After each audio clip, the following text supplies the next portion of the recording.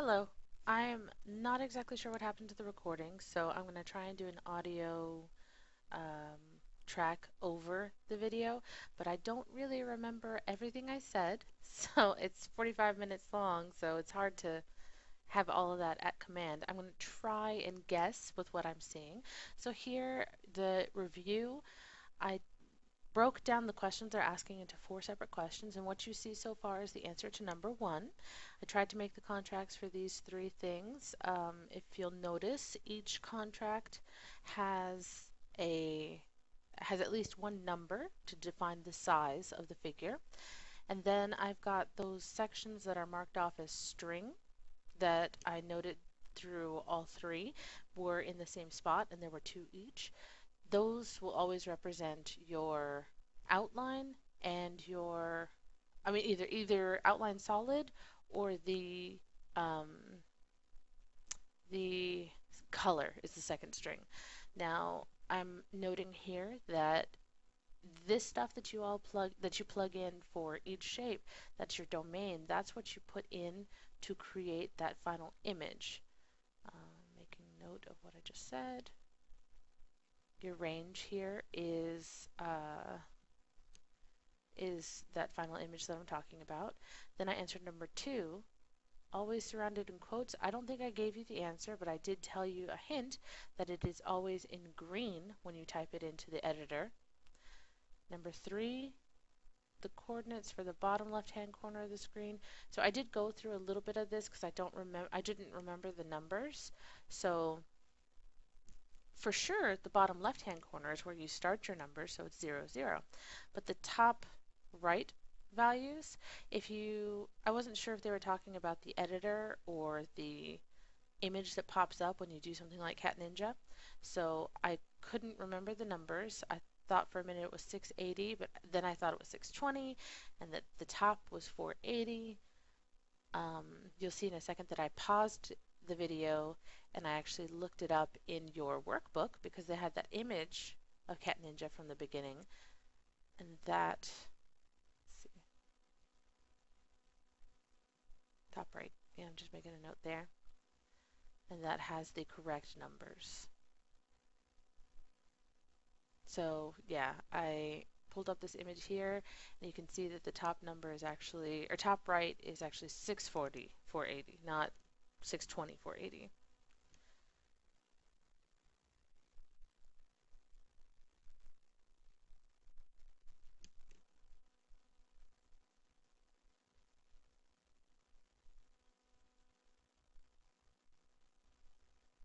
The next slide, I just wrote down I just summarized what they were saying in this here about being a good programmer. You want to avoid repetition. You're going to do that by following these bullet points here. Sorry if I can't, I don't know if this is better that I'm giving you less talking or more. Let's see, let me pause it real quick because I don't know what I'm doing here. Okay, I remember. I wanted to clarify what they have in the coding when they just type it out all in one line. It's actually better if you, and I went into a little discussion about it, it's important for you to actually create these extra lines for each new function that you open up. And I couldn't remember if your parentheses after shape one should be on that line or should be on the next. I think I later opted to start putting it on the next line. But I did show you what it would look like if you left the parentheses open, so that way you can really see where everything opens and closes, like how each item fits within the other. And I think I even did a little circle drawing to show you from the circles of evaluation how things are nested.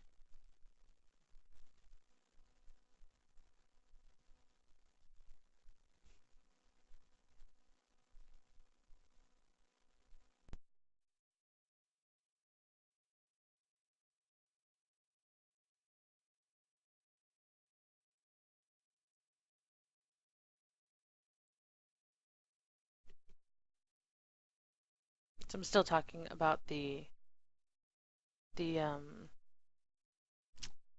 the arrangement from one line to the next. And then I'm showing you a circle and I'm saying, this circle on the inside needs to have its own line, and that line will be indented compared to this circle, compared to this circle, and maybe this circle might be on the same line, but it just varies depending on what kind of code you're actually working with.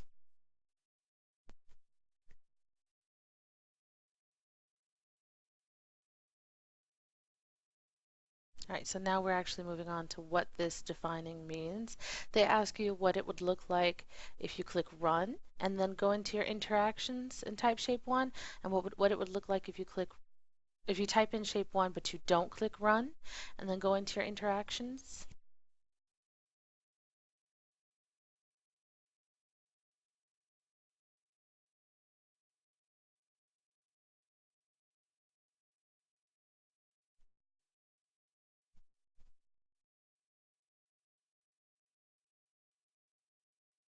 So if you click run, then the editor will be able to evaluate shape 1 is what they're telling you in this paragraph. Whereas if you don't click run, you got to take a guess. What do you think would actually happen? And it's valuable for you to make that guess first. And then I'm saying that if I type in shape 1, and then I said, well, you know what, let me once I've made my guess, let me actually type it in. I had all caps for some reason. Variables not defined. It should be defined, and it's not exactly a variable, it's just a function. So, I'm sorry, it's just a picture. So I must have typed that in wrong. And I try and leave in some of the mistakes that I use so that you guys can see things that might happen. This is not defined. Oh, you know what? No, I didn't type it in wrong. It's because I didn't click run.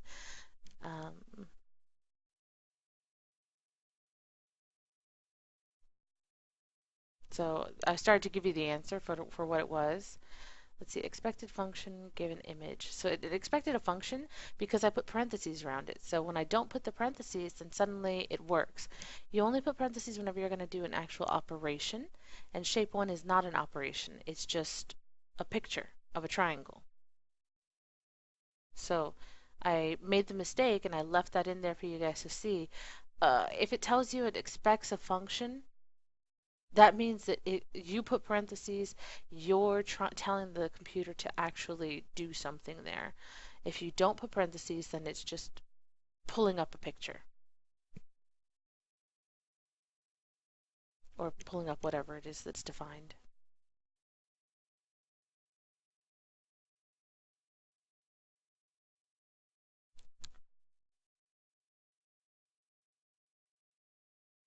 I don't know what I was saying here.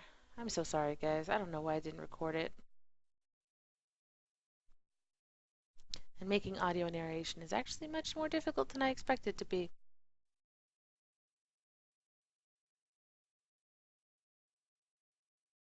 Okay, so this next slide, I showed you the definition that they gave us. They said enter shape 1 in, define shape 2. Let's see.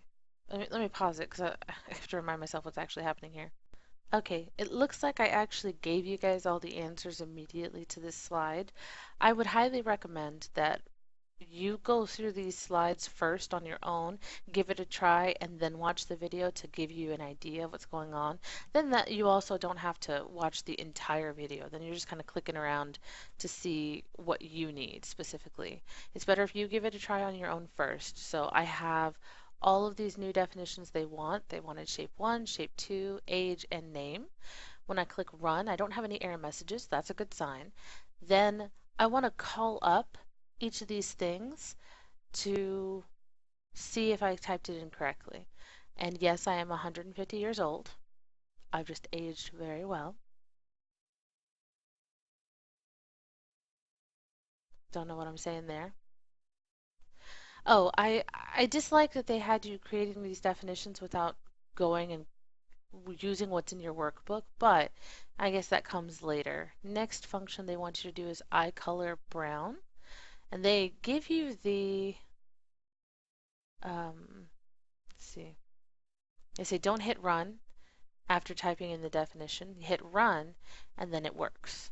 So it's just important to note you define something, that's great. If you don't hit run, the computer doesn't know what's going on.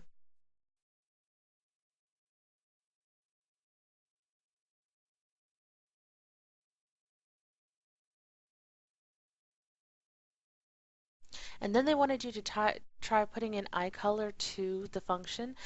And note that circle 100 solid, the next thing that should be is a string that defines the color.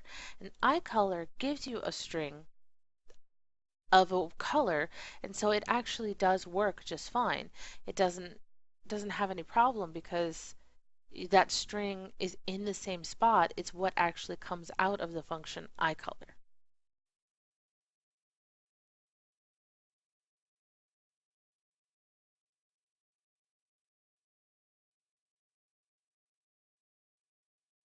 This next one wanted you to do, man, I don't give you guys any time to get your work done here. Definitely do the slides first. Anyway, this one gives you these functions, prize, big, and tilt, that actually build on the other functions. Now, big and tilt use scale and rotate, so I rewrote the contracts into my notes here, and then wrote down what each function does. Big scales the function prize, and tilt rotates the function big. And so I have that just kind of added on numbers 9 through lines 9 through 14, and then I typed in tilt so you guys can see what your final product will be. So prize takes the function star, big takes the function prize, and tilt takes the function big. And they edit what you've already done. They adjust those images.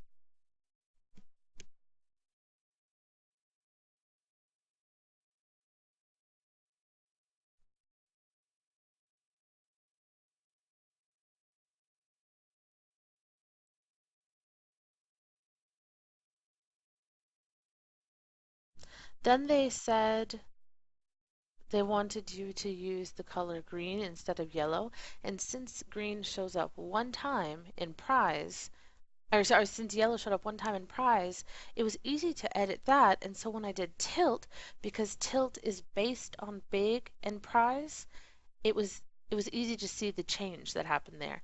And if I wanted to change it to blue, it does the same thing. You know,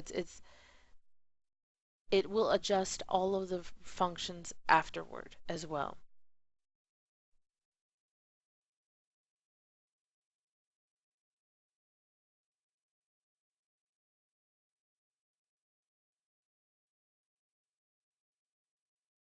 Don't know what I'm saying here. I guess I'm just saying the exact things that I did, but maybe I rambled.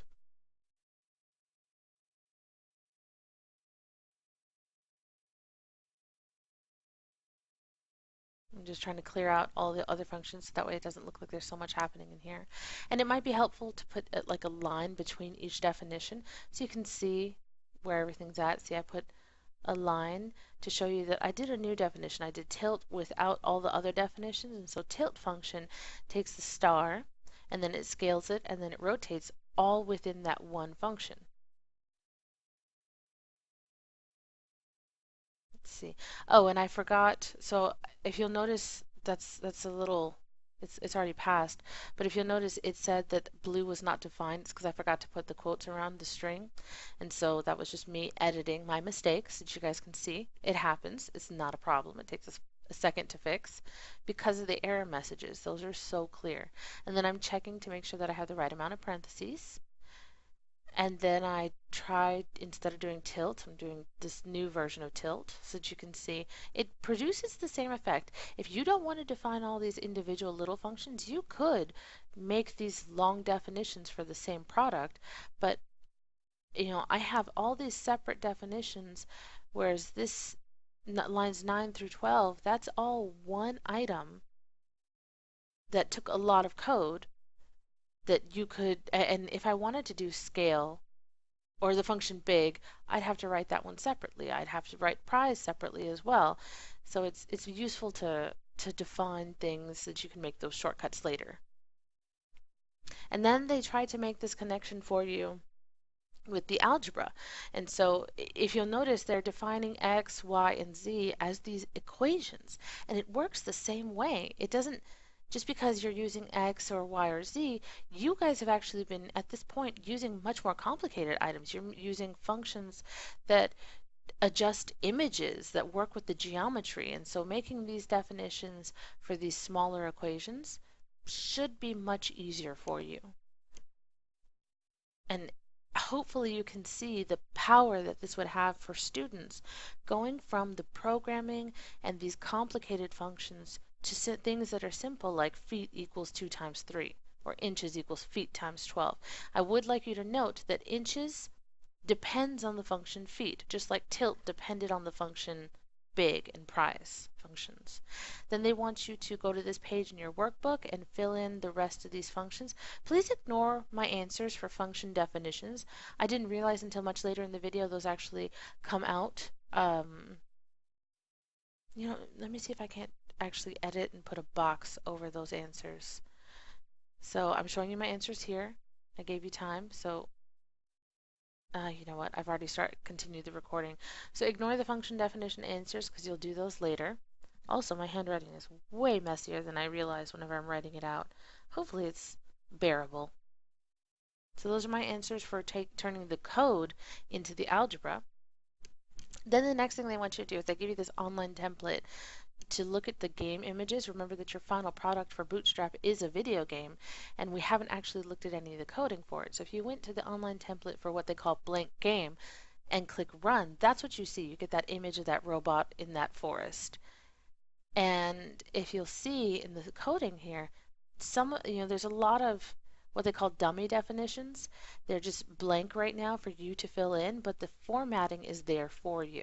It's all really important that you see the general breakdown of the game. And there's a lot of definitions that you'll have to put in, which is why Unit 3 exists. And they say at the very bottom there's the definition for make game. Now that is, I went through this whole explanation. This part of the video could be shorter, I think, but I went through this whole explanation about what make game actually means. It says it's behind the scenes. It's putting all your definitions into a big function. Basically, you are a car owner and you are not just somebody that turns the key and drives by steering a wheel. You are someone that can actually go to the engine under the hood, and you can change things. Like you can put in new parts, you can replace the wiper fluid or the engine oil, things like that. That's what you're doing when you're working in something like this blank game. But you are not the person that goes to Ford or Volkswagen or Subaru or whatever car maker and says, these are the parts we want to build a brand new type of car. That happens outside of your knowledge, but what you're doing here is you are working on your engine. So that's the whole reason they included this little insert about make game, is just so that you can kind of see that you do a lot of this, but a lot more happens outside of what you can do. So just be aware. There are limits to what our programming can do in this course. We can still make a lot of changes. It's behind the scenes, what I was trying to emphasize.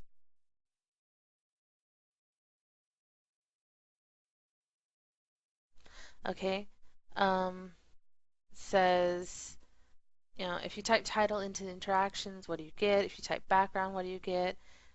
And so it says try evaluating each of these things in the interactions area. And so I did title, background, danger, target, player, and screenshot. Because I saw on the definition side that all of those things were defined. And so when I type those functions in, it does pop up with those images or the string for title. And so this means that I can actually change these things too, which I think is the next slide.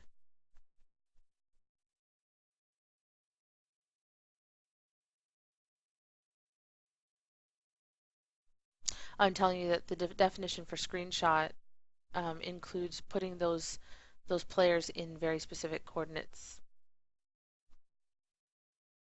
Right, so then it says you can modify these things and you can upload new images. And notice that the definition for background and for player is bitmap URL functions, meaning that you can pull images from the internet and put them into your game. So first I changed the title. I just looked down at my desk and I saw my glasses, and that's why I picked the word glasses. And strings are in green, so I just went with green. And there you go, you can see the change. And then I thought, wait a second, does it matter that I capitalized green? And no. I don't know if I can actually do it lowercase. That's something that you might want to check. See if it gives you an error message.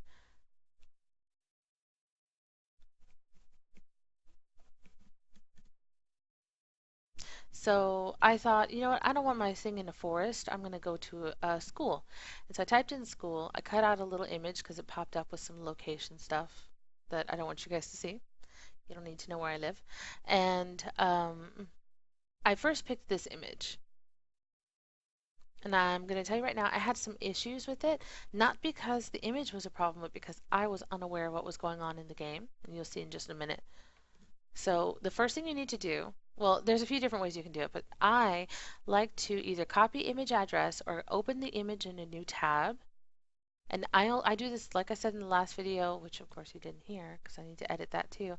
I open in a new tab. I'm doing all this in Chrome. But anyway, when I open a new tab, then I take that web address and put it into bitmap URL. And then suddenly I have a new background.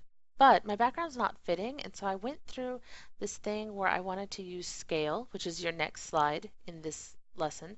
And so I went to scale and was trying to put that into the function background. Don't know what I'm doing there. Oh yeah, so I'm putting scale in here. I don't know why I'm hesitating to type. I was like, well, let me try and take it down to a little bit smaller of an image. I don't want my parentheses there. I want it around all of the picture because scale takes in a number, 0.75, and an image, which is bitmap URL. I'm closing up my parentheses, making sure that they all match.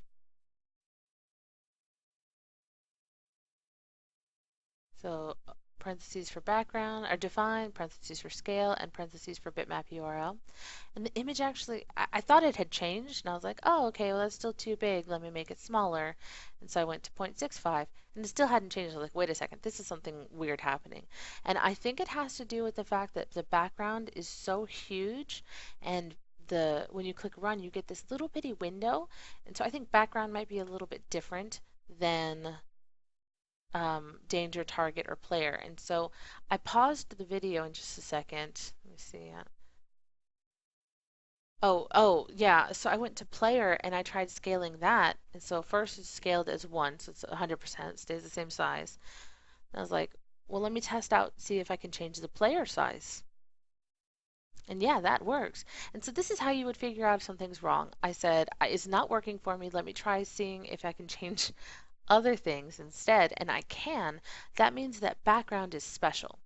So I can't change the background in here. I'm just going to leave it alone. And I actually went to a different image. I went and searched for a new website or new school picture. That's why the link and the background are suddenly different.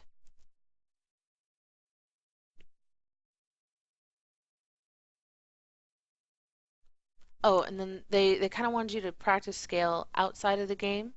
So I went to what they said. They said try playing with this example. And then I tried taking scale and then doing flip vertical, flip horizontal, and flip horizontal with flip vertical, without. It was kind of a mess because this image, when I flip it horizontally, you can't tell anything's happened. When I flip it vertically, you can, but only sort of. And I was like, okay, well, let me try flipping horizontally when it's rotated. But I rotated without looking at the original image first, which is what that last star is. This is a lot of little junk. This was just me playing around with what they told me to do. I think in future videos, because I still have 5 more videos to make for you guys, I will probably not do this kind of stuff, and it's up to you to do it. Um, but it's hard for me to detach and say, no, you guys work on it on your own whenever I want to be helpful. Anyway, so then they want you to go back to the game and they give you this image of screenshot or this function screenshot that they define, and they say it uses the put image function. We haven't seen this before. It would be very important for you to put that into your contracts page. You don't want to put a screenshot because that's something that we create, but put image is a function that the computer clearly knows how to use. And if you notice that there's no danger or target yet, when I go to screenshot, I am seeing my danger and my target with my player. And look, my background is gigantic. I don't know why it's so big compared to my little robot. And then I realized, wait a second, this is where I'll see the size changing when I do scale. And so if you'll notice, I have 3 times that size of the picture for the school. Okay, let me make that smaller. I don't know why I'm freezing here. I guess I'm explaining something. I must be explaining what I just said. There we go. So the picture's the same when I click run, but I want to go look at my screenshot. The school is still big, but it has gotten smaller. The robots moved up a little bit from that bottom corner. So I just need to make my school smaller. I must have gotten a huge picture from the internet. And these are all adjustments that you'll have to make, and they may seem like small ones, but they're great practice for the bigger functions that you'll be working with.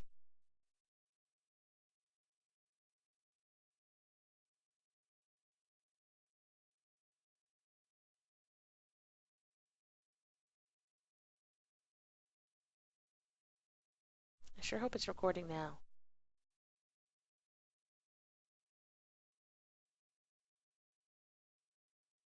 Okay, so now you can see the image is mostly fitting.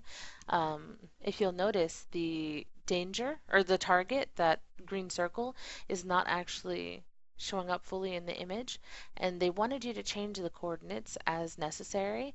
Their coordinates are weird because if you'll notice, it says play. I'm saying exactly what I just said, that your circle's not fitting all the way, so I want to change that coordinate. If you'll notice, so look at danger. It says 150, 200 under the definition, but the danger coordinate pair is 100. Wait, why does it look backwards? Ah, their notes are backwards. Hmm. I don't know which. I'm going to imagine that 150 is your x coordinate and 200 is your y, but their notes are backwards for the target. Notice it says 400, 500. But under target in the definition it says 500, 400. Just so you're aware. There's that. Let me just change these numbers. I didn't notice that mistake of some of them being backwards and others not. And if anything I say ever doesn't make sense, you make a note and you ask me. So you'll notice that under screenshot my green circle is now visible. So I'm going to leave that alone for now. That should be enough.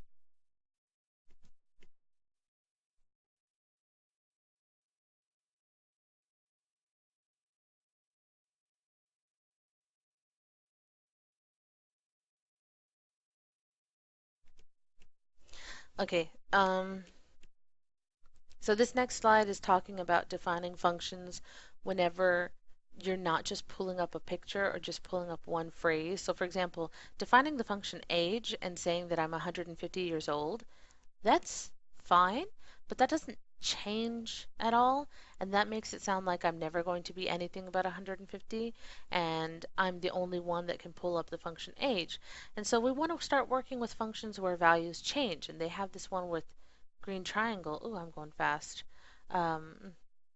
With green triangle where you want to make a solid green triangle of a given size. So you guys, when you went to the function, should be able to pick the size for it. So they want you to write the contract first, and they have that written for you. And then I'm giving you guys a second to look at all this and try and write your contract. It says open your workbook to the page that I have shown here, and then they want you to write the contract under the fast functions. I gave you a second. Oh, and then the next slide actually gives you the answer. So Giving you guys a second to write all of it in. And I show you my answers so far. Now I wrote in my two examples of what green triangle should do if I give it a size, and it should create that triangle of that size. But if you'll notice, there's something changing, or a couple of things actually changing, and it's very, very important that you note what changes. If you don't, you are not doing this right. If you don't write these functions out by hand, you are not doing this right. Sorry, I'm just trying to correct the parentheses. Within these examples, you need to put a parentheses for all the new functions that you're putting in. I forgot to close them up here. That's my mistake. Anyway, so these two things that are changing, they're actually the same value each time. And that value, you need to note what it is.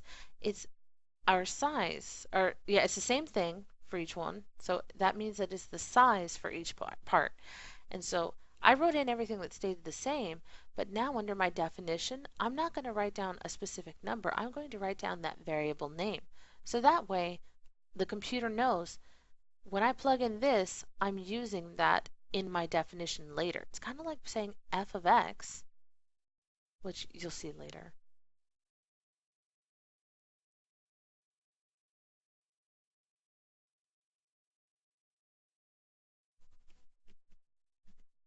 So these are the answers that we basically just did.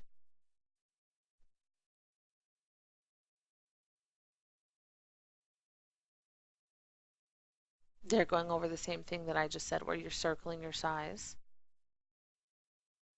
which I'm repeating again.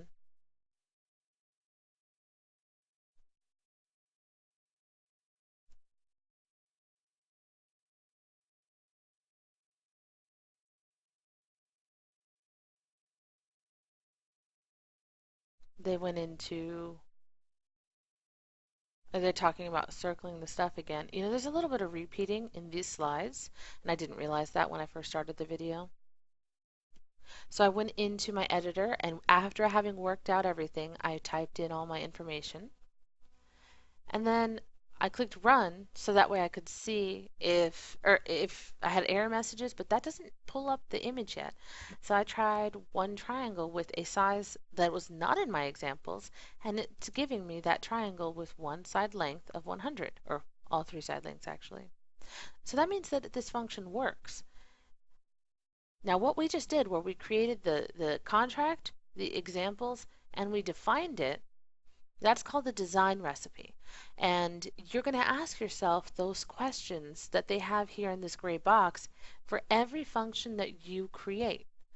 Now they're creating their functions, or no, they give you a new function, BC, that they want you to create. So I think I'm giving you guys a second to get that down, where you create a solid blue circle of a given size, as opposed to the solid green triangle of a given size. So it's just another piece of practice. Piece of practice.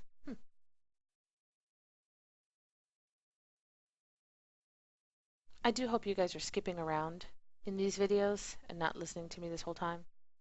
That would be torture.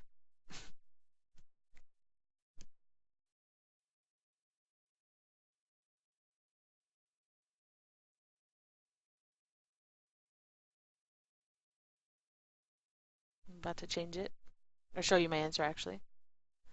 So in the same spot I showed you, where I showed you green triangle, I just did it below. Note that I make a mark for my domain and my range. I recognize what those are so that way I can do my contract. If you don't do your contract, nothing else works. So I take the name BC and the size, and then it will produce that image, circle 25 solid blue. I did the same thing where I noted what changed, and that was my variable. Note that I use a different color to emphasize it, and if I were writing this out by hand, I would do the same thing.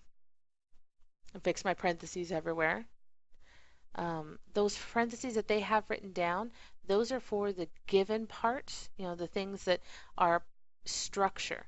But these circle parentheses or the triangle parentheses, those, since you're putting in a brand new function, you need to put those parentheses. Don't forget them, or else you're going to get an error message and you might not know where they're coming from.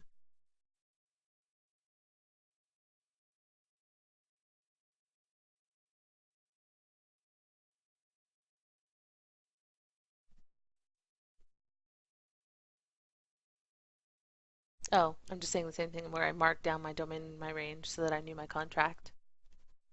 And the problems in this game and in this program, Bootstrap Algebra, it's very clear what your domain and range are, which is typical of basic algebra problems. So this is the coding for blue circle. They're just giving me the answer that we just did. I've already got it typed in. Note that in line 7, I did type in my contract as like a, when you put the 2 semicolons in front, those are notes for you.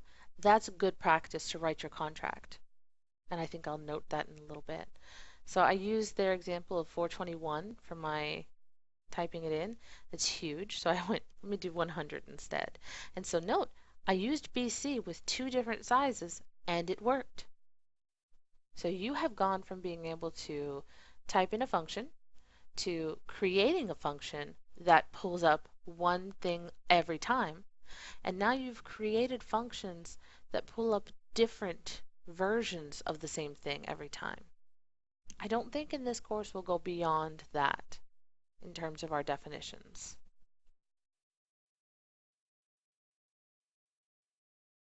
Oh, I'm talking about the contracts again and making notes. It doesn't hurt. Whatever notes you need, that's totally fine. It'll come up as purple if you do it correctly. So I highly recommend it. Then they have this practice function. I don't remember if I did this one with you guys. I did, actually. That's right. So that practice function dot. I gave you a few seconds to get it down in your fast function sheet. I'm going to pull up my answers in just a second. Don't know why I'm pausing it.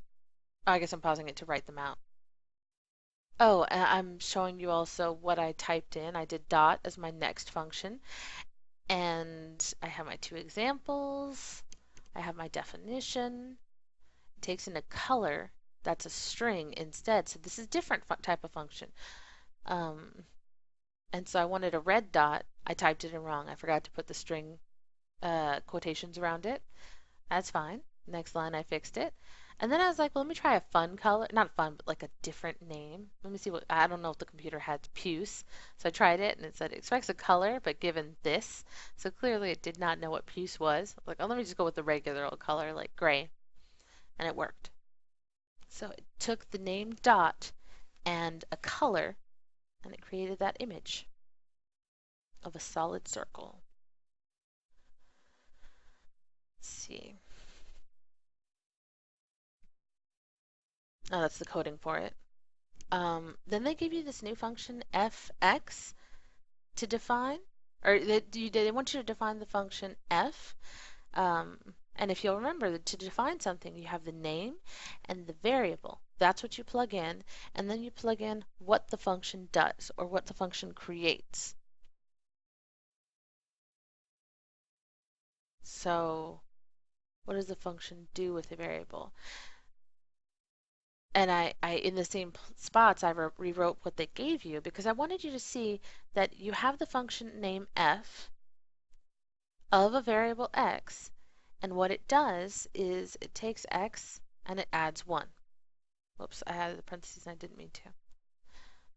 So what you've been doing is, this is a way to transition from the algebra to, I'm sorry, from the coding to the algebra. So I have the same function typed in here,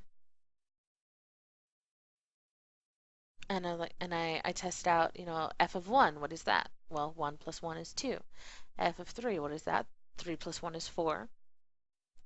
And I said, what about f of negative 1? Negative 1 plus 1 is 0.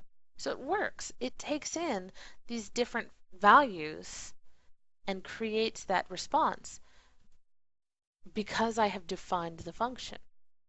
This is actually what your calculator does when you go to that y equals button and you plug in a function and then you try and you say y, like you pull up a table or something.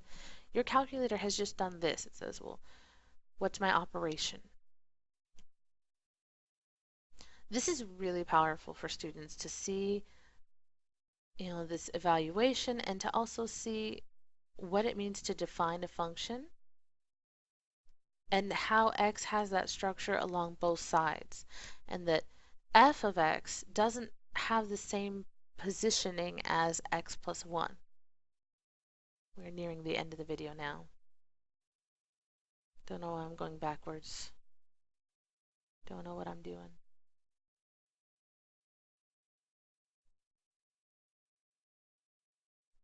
I guess I'm talking about the complicated functions that you're working with these circles and triangles and stuff, and how f of x is so much simpler than that.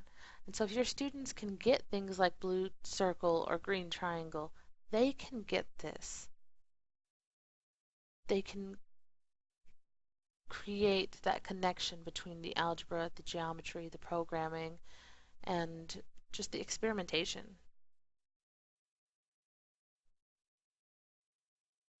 Oh, they want you to define a function g. I did not do that. That's up to you. Then they wanted you to, let's see. So they have g here. Translate it into algebra. So they want you to make g into the coding like that we have for f, and then they want you to make g into the algebra like we have f of x. And then one of the last things they want you to do is they want you to go back to that workbook on page 38. And we did the value definitions and the function definitions earlier. I shouldn't have.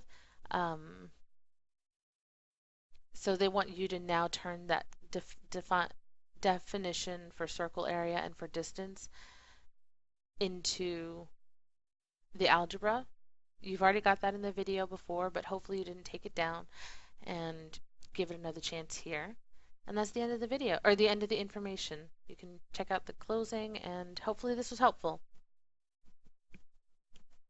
Sorry for the narration.